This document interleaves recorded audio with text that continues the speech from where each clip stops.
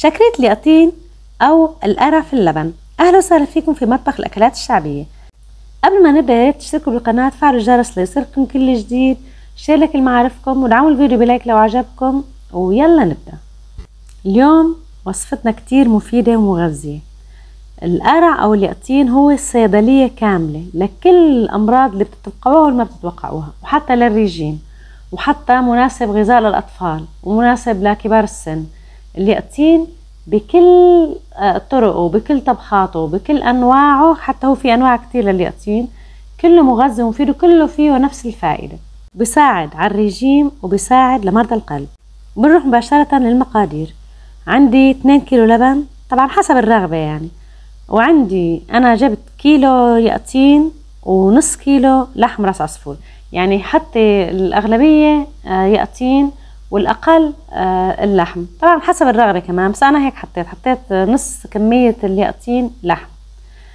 فعنا 2 كيلو لبن، كيلو يقطين مقطع، نصف كيلو لحم راس عصفور، وعندي ملح وفلفل أسود للحم، وعندي 6 ملاعق نشا لكل كيلو لبن، 3 ملاعق نشا، وبيضة عشان اللبن كمان، وبس ملح حسب الرغبة. نبدأ بسلق اللحمة عشان هي بتاخد وقت، فبنحط اللحم بالحل مثل ما شفتوا، وبنغمرها بالمي، بس انه شيء يغمرها، يعني شيء انه نحن بدنا نطالع الرغوة منها، وانه شيء يخليها يستوي، ما بدي استخدم مية اللحم. وبعدين بنروح للبن، بنحط رشة الملح او ملعقة ملح، بنحط النشا وبنخفق مع اللبن بهاي الطريقة مثل ما شايفة. طبعا لا استخدمت نصفاية ولا استخدمت خلاط ولا اي شيء، انت بس هيك بالمضرب اليدوي عادي او بالملعقة.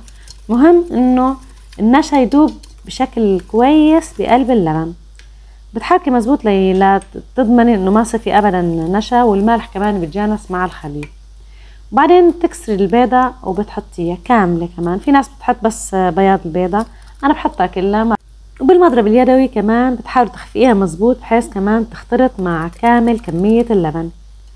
وبعدها بعد ما تخفقي المكونات مزبوط، هاي عشان ينجح اللبن، عشان ما يكتل، عشان ما يفرط، تبدي بتحطيه على نار عالية، وبتضلي تحركي لحتى يغلي اللبن مثل ما حتشوفي هلا بالفيديو تماما.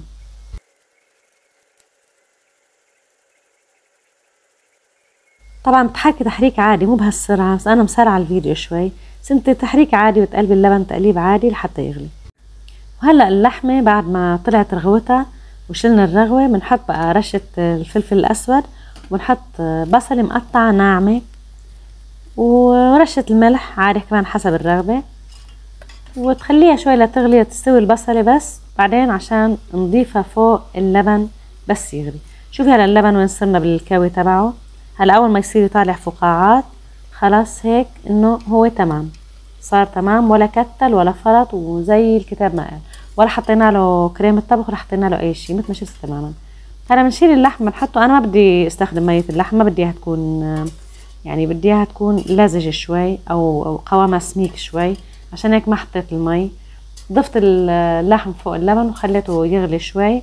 وهلا نبدا بقى نقلي قطع القرع او اليقطين. نحمي الزيت تخليه يحمى على الاخر، يعني عشان تصدميهم صدم.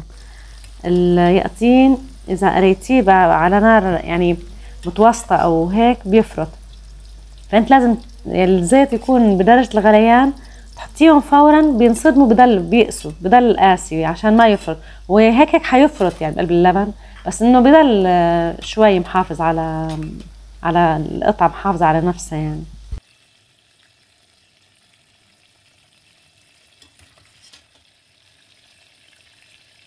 ولاحظي اني عم بقليهم شوي شوي، ما بحط كميات كبيرة، عشان مثل ما قلت لك ما يبرد الزيت، عشان يضل غليان، يعني تحطيهم بكمية قليلة عشان فورا يمسكوا حالهم ويشدوا ويستووا بنفس الوقت، بس بدون ما ياخدوا وقت، انه اذا حطيت كمية كبيرة حيبرد الزيت فحياخدوا وقت وحيفرطوا.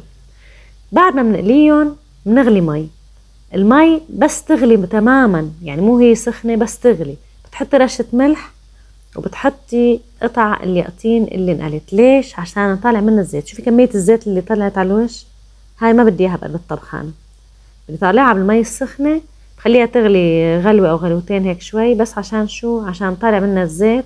بنضيف بقى القرع المقلي فوق اللبن واللحم مثل ما شايف تماما، وخليه يغلي غلوة واحدة بس مع اللبن، وبعدين بتكون هيك شاكرية اليقطين جهزت، او القرع بلبن جهز، او الابو بسطي بيقولوا له بالشام، يعني اهل الشام بيقولوا له هيك. بس فعلا يعني هاي الاكلة هي اللي بنقال عنها اللي داق واللي ما داق راحت عليه. فعلا بنصحكم فيها، يفوق انه فوائدها كتير عظيمة، بس هي فعلا اكلة طيبة، يعني اكلة من الاكلات اللي تؤكل. طبعا يعني شاكرية يعني جنبها رز، عملت لكم جنبها رز بشعرية، وطبق الخضار، صحون الخضار هاي لا غنى عنها، سلطة او خضار اللي بدك اياه، بس اهم شي انتي تستفيدي وتفيدي عيلتك وكل احبابك.